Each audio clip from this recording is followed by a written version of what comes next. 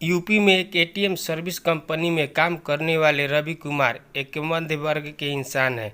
उनकी शादी को करीब 4 साल हो चुके हैं। उन्हें एक बेटा भी है। वैसे तो रवि पूजा पाठ कम ही मानते हैं, पर रास्ते में मंदिर या मस्जिद आ जाए तो सिर झुका भी लेते हैं। रवि की नौकरी का समय तो दिन में 5 या 6 घंटे का होता है, पर एटीएम मशीन की गड़बड़ी आने पर उन्हें रात के किसी भी वक्त सर्विस देने जाना पड़ता है। अपने इसी काम के चलते वह एक रात अपनी बाइक पर जा रहे थे। उन्हें शहर से थोड़ी दूर बसे एक रिहायशी इलाके के पास में एटीएम गड़बड़ी ठीक करने जाना था।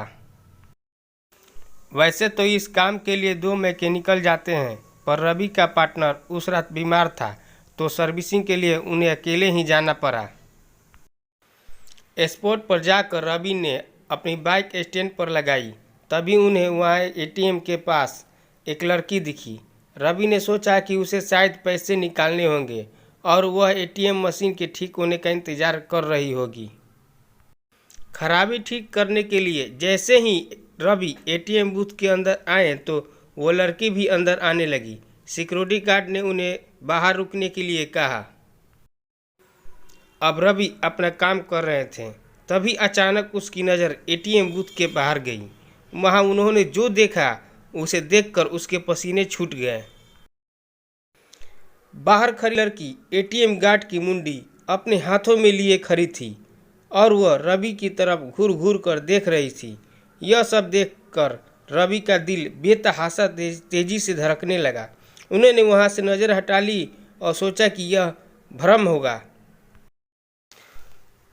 वे ये सब सोच ही रहे थे कि तभी अचानक उनके सीनियर का कॉल आया।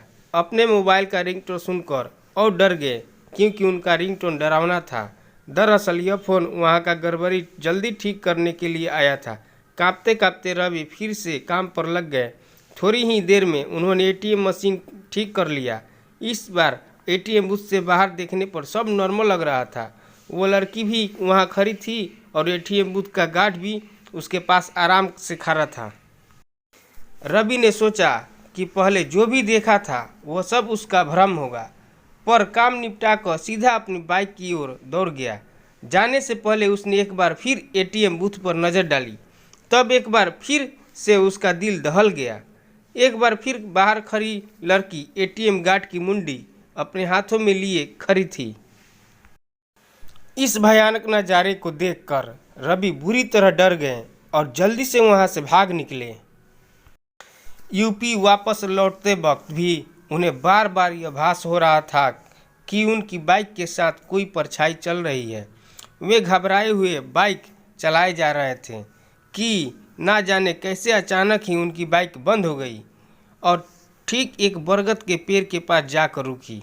रवि को यकीन नहीं हो रहा था कि उनके साथ ये सब सचमुच हो रहा है। उन्होंने नज़र उठाई तो बरगद की शाखा से झूलती एक दृश्य नजर आई। उसके हाथ में एक नरमुंड था और वो अजीब घरघराहट भरी आवाज़ में कुछ बोल रहा था। रवि ये सब देखकर वहीं सन्न हो गए। न उनकी चीख निकली, न उनके अंदर हिलने की ताकत बची। चुड़ैल पेड़ से उतरी, उसके उल्टे पांव देखकर रवि के पसीने छूट गए। उन्होंने आंखें मूंद ली और ऊपर वाले को याद करने लगे। चुड़ैल उनके बगल में आकर बैठ गई और उनका सर सहलाने लगी। इसके बाद रवि बेहोश हो गए। कुछ नहीं याद आया कि उनके साथ क्या हुआ। जब होश आया तो वे एक पास के हॉस्पिटल में थे। सुबह कुछ स्थानीय लोगों ने उन्हें बेहोश पड़ा देखकर हॉस्पिटल पहुंचा दिया था। इस घटना के महीनों बाद तक रवि बेसुध रहे। काफ़ी पूजा पाठ करने के बाद ही उनके हालात फिर से सामान्य हो पाई। अब वे यूपी छोड़ चुके हैं और एक अन्य सामान्य जीवन जी रहे हैं।